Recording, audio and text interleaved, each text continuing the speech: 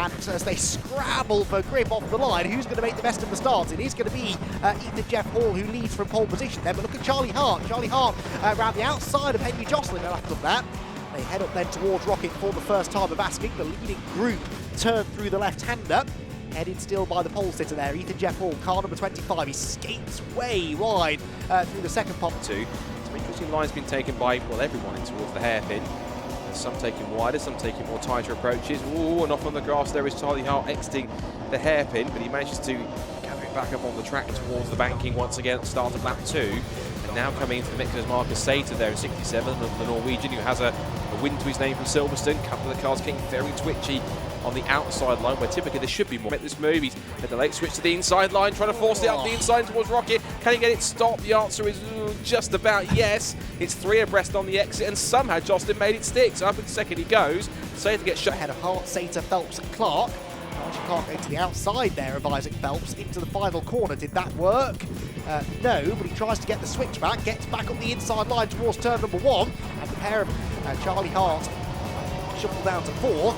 Phelps to the outside, that opens the door invitingly for Clark, but there, Scott, you can... Not really making inroads on this top 10. He's 1.7 seconds back, as not anymore, 1.7 seconds back, going up the inside rather, goes up his Slater, and round he goes. He just clipped the door inside of Ruben. Suddenly as they turn into the corner, side by side further back between Ruben Dan and Tom Ingram Hill, that was as well. If you look at the background, yes, Ruben Dan did manage to get past Tom Ingram Hill. Pace for him, at least in the second race coming up this afternoon. But we come back towards the banking once again. This is on now. And that's Henry Jocelyn off the road. Jocelyn off the road. Now then, the big question. To line than everybody else, which I can understand. He doesn't want to leave the inside line open, but I really do think he'd be better served going right round the outside of the road. As I say that, though, Henry Jocelyn makes a liar out of me and slips beautifully up the inside hander, which he does. Now, this time he drifts out wide. Jocelyn takes the tighter line in, but watch the traction that Charlie Hart's got on the exit. That's the best line to be on. It looks as though he's going to lose a place going into the corner, but he gets off the turn. Opens the door for Isaac Phelps now. Isaac Phelps up alongside Jocelyn. They almost trade some paint coming off the hairpin. Jocelyn just manages to keep Henry Jocelyn behind. He's doing it, but talk about mirror driving. He is doing everything he can to keep Jocelyn off the grippier side of the road. He's not managed it at the banking, though. Jocelyn round the outside line. He should have good traction on the exit of the corner, but it in as they make side-to-side contact. The top 2 in the championship rubbing body panels as they head for church, and Jocelyn's done it. Henry Jocelyn round the outside into 3rd position. Fantastic racing, that, Scott, and that... Clark and Archie Clark took his best result of the season last time at Donington, and that was 5th position. If he can get a couple of places higher,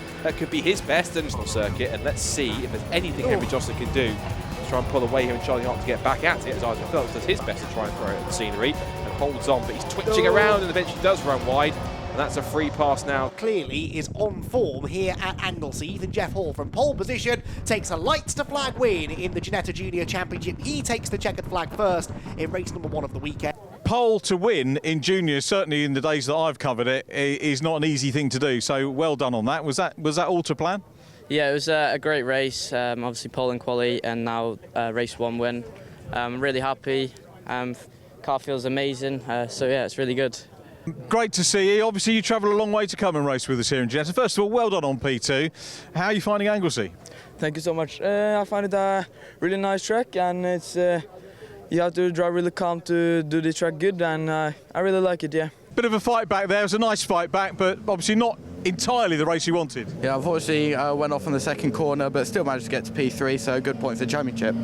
It will be Ethan Jeff Hall from pole position who gets a good launch. Not a great start from Marcus Sater, though, and so Henry Jocelyn already moving up into 2nd position as they head for the first corner. Charlie Hart trying his best to go with him, and I think the door for Sater, who threads the eye of the needle there between Charlie Hart and his Elite Motorsport teammate Archie Clark, who ends up in 5th position after the first couple of corners. Through church they go then, up onto the back straight, and already are racing briefly there, Scott, losing control of the race with at least the 1-2 running order, but they've got that back again now.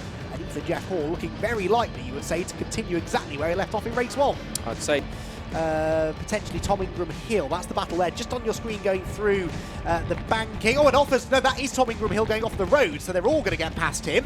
But 3 are racing cars. That's the last thing they want to see at this point in time. It's getting very close indeed. Here comes Harry Moss alongside Alfie Slater. Chase Fernandez hit checks Slater, and And Moss dives in front of both of them and says, thank you. And it does now end in disaster, I'm afraid, for Alfie Slater, who gets it all wrong coming into turn 9 and goes straight onto the grass, rejoins between the R-Racing teammates. Exactly. So, yeah, this could get interesting. Even Jeff Hall, clearly, I don't think he's going any slower in this race. I think it's just that Marcus Sater has landed upon a better setup or a better driving style for these conditions. Just looks fending off Colin Cronin, I think, isn't it, with Felix Livesey ahead.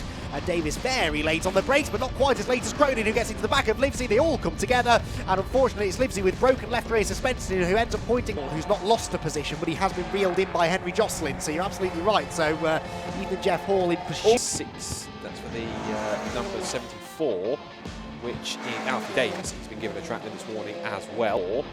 Which in Alfie Davis, he's been given a track limit this morning as well. Here comes Henry Jocelyn with a dive up the inside. He dummies him in towards the bus stop. Beautiful move. There's a bit of contact, bit of afters after the move was done.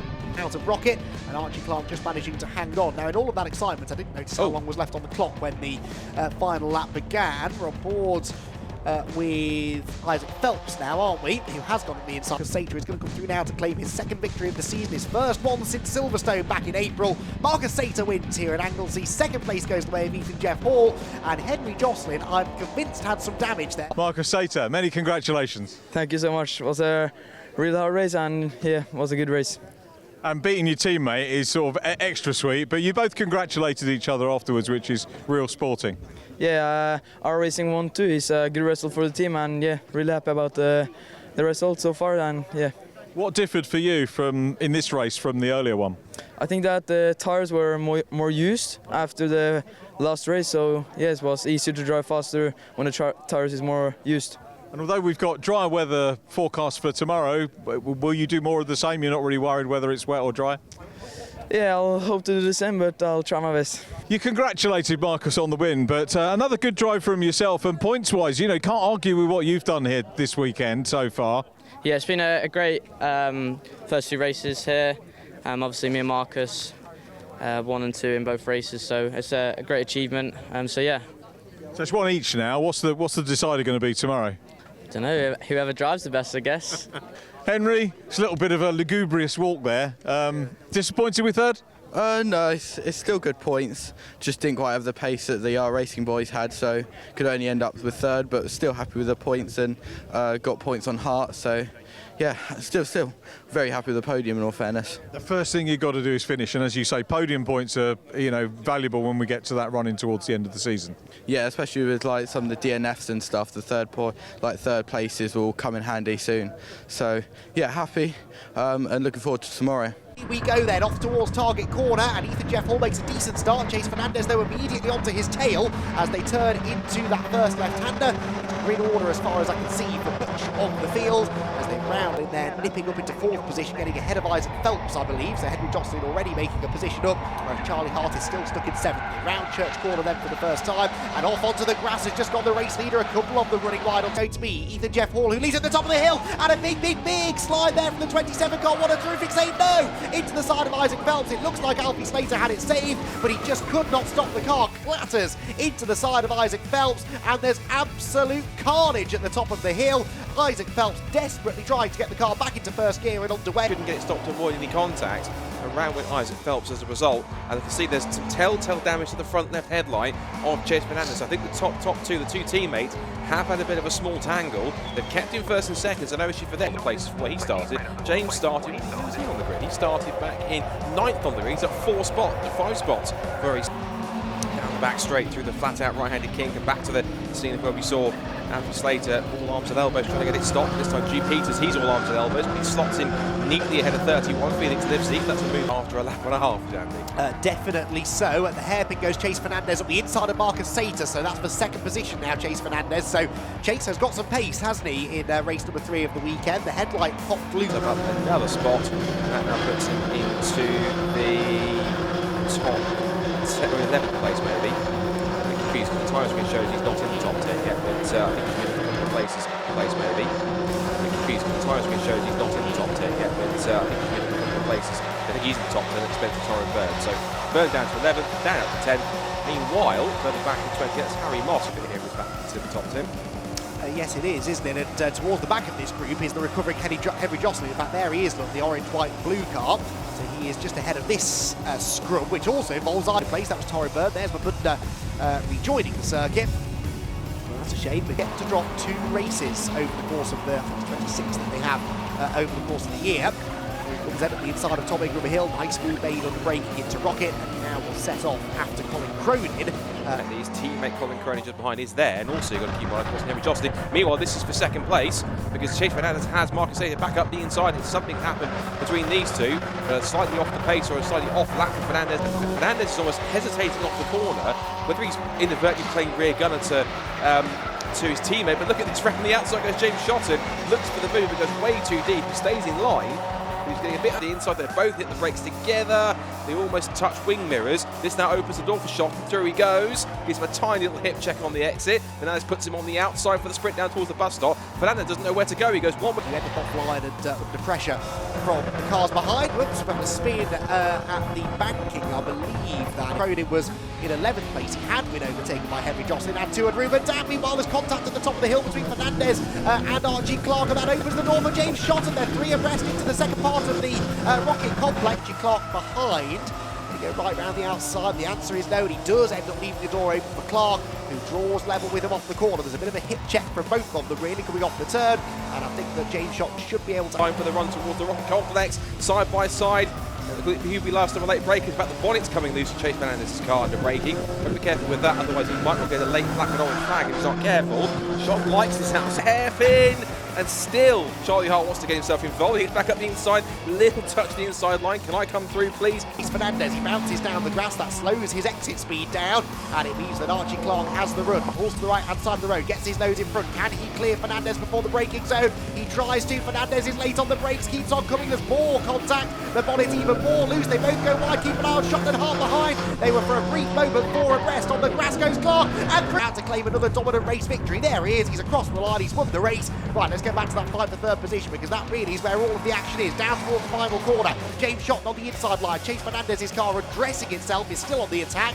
Right round the outside. That's not going to work. It's second place for Marcus Sater, but it's third place and on the podium for James Shotton. Congratulations, Ethan. Another terrific win. Fastest lap. Couldn't go much better for you. No, it was a great race. It got a little bit of gap on the first lap. Everyone sort of went off the track at turn 3. I dipped a wheel off, but I managed to keep it on. And sort of just got my head down and cracked on from there. I mean, real progress this weekend. Coming into the weekend, you were 5th in the championship standings. As of last night, 3rd. That's going to help you even more, isn't it? Yeah, it's going to be a massive step forward in the championship, and I'm not sure where we'll be now, but hopefully a lot higher up. Really nice feeling, and yeah, just got the gap on like the end of the race, and I just kept focused forward and started pushing. Yeah. Good points in P2, but the thing is, he's got 2 wins now. You've got 1, so you've got to even it up now, haven't you, for the next race? Yeah, I'll try my best, but he's really fast, so yeah, well done to Ethan. Shuffle everything, handshake, well done. First podium. It's amazing, yeah. Good race with Clark, Archie, Charlie, Fernandez, Chase. It's yeah, good race, but first overall podium, it's amazing. That was a heck of a race to do it in as well, because it went one way, it went the other, you fought back. Great battle between all of you, but you're the guy that came out with that. Yeah, it was amazing. Last lap, Chase and Archie went into the corner after Rocket, a bit too hot, and I saw it coming, got underneath them, and I just managed to keep my cool towards the end of the race. Amazing that we got a 1, 2, 3, all rookies in the Ginetta Junior race. Yeah. And you've broken up the R Racing part. They got 1, 2, but you've brought Fox onto the podium. Yeah, it's great to bring the team onto the podium. Thank you very much for the team, for the car, it's amazing. And a bit of a jump was that from Marcus Sater, maybe. He seemed to go very, very quickly, but in the end doesn't really gain an advantage from it. Slots in line behind his 2 R Racing teammates, but he certainly seemed to jump quite dramatically before anyone else. Heading up the hill, is he going to pull out and make the challenge? We're right on board here, meanwhile, with Isaac Phelps, who is in 4th position, looking to try and find a way up the inside of Marcus Sater, which he does. Fernandez is sideways in front of us, but Isaac Phelps has gone through into 3rd position. Motorsport cars, rather than going on the attack, they're now defending from each other. They head down the back straight towards the bus stop once again. Top 2 of the R Racing cars trying to pull away. Side by side position here between Charlie Hart in silver on the left. In blue, it was actually Marcus Sater who came through to win that race. He'll have to go some to win this one. That was Henry Josselin locking up at the top of the hill and nearly getting into the back of Isaac Phelps. Thankfully avoided the contact by the looks of it. They're both still there. He is helping us in a handful of places since then. Towards the hairpin we go there for the second time, and Henry Josselin on the attack, trying now to build a challenge against Isaac Phelps. He nips to the inside line, late on the brakes, and not for the first time this weekend. Henry right straight, and this group for third place is starting to get kind of longer and longer and longer now, because you've also got Clark, Shotton, Slater and Ruben Dan's not too far away either. Side by side for Slater, going past Archie Clark. James Shotton's making up the hill and will move through into fourth position, then moves over to cover from Isaac Phelps, who was presumably still somewhere to the left. Jocelyn's outbraked himself though, and Sater goes through. So, well, Henry Jocelyn will have arrived at that, who's back onto the podium places. Colin Crone and Felix Livesey are making this a real, what's this now? There's almost like a 10-car drain for the podium spots. The top 5, and Jocelyn narrowly misses the back end of Sater's car, but slips up the inside, just as he did to Phelps. A couple rocket out, so he changed onboard cameras, forgive me, but down towards Peel. This is now the view that Phelps has as he watches Jocelyn get a little oversteery through Peel. This is almost getting pretty to go. So worse, James Shotton with damage on the left rear. 5 car, and that was Jack Robinson. He's rejoining now, but he's spun right in front of a big pack of cars. Just caught. As a group here is now the 2 elite cars again going to combat. This is Archie Clark, who was up there in the first 4 or 5 places. He's dropped back in this first half of the race. He's now coming under threat from his teammate Ruben Dan. He's having, I think, one of his best races today also. Not be surprised if we get a couple more penalties before the race is done. 7.5 minutes to go, and that is a late move and a lovely move up the inside by Alfie Slater. Gets past Charlie Harper's Mile, the latest driver to be pinged for exceeding track limits. Alfie Slater slides wide over the exit curb. Here comes Phelps then on the tail of Sater once again, and really doubly frustrating this one, isn't it, for Phelps, because, oh well, he gets into the back of Marcus Sater, displays his frustration and gets up alongside him with a point of 3/4 of a lap as they head towards the chicane, debating 4th place. Yep, and it's now Shotton getting the inside run. Look at that, Phelps looked for the undercut, but you saw that Shotton parked it neatly on corner exit and denied him the opportunity. Phelps pushing him up the hill, looks to the outside for the switch back, and here comes Archie Clark on the outside. 3 of them. Slater goes deep into the corner. It's now side by side between the elite motorsport teammates. Still on the inside, getting the push on the back of Slater from Hart. Backwards, it's anyone's guess. Indeed, so the checker flag is waved then a few seconds early. I wondered if they'd give him another lap, but no, Ethan Jeff Hall claims his 3rd win from 4 races this weekend. Chase Fernandez comes home in 2nd position. Henry Jocelyn in 3rd place, and then look at this, heading for the final corner. All wide has gone James Shotton. James Shotton's got it all wrong in the last corner. No, Isaac Phelps goes through. Ethan, that is, as near as damn it's going to be a perfect weekend. Obviously, Marcus got 1 win, but 3 wins and loads of points. Yeah, it's great. Obviously, double pole both days, and then 3 wins and a 2nd place. So it's really good. Marcus, my teammate, won the other race, and he drove really well. But yeah, it's been a great weekend.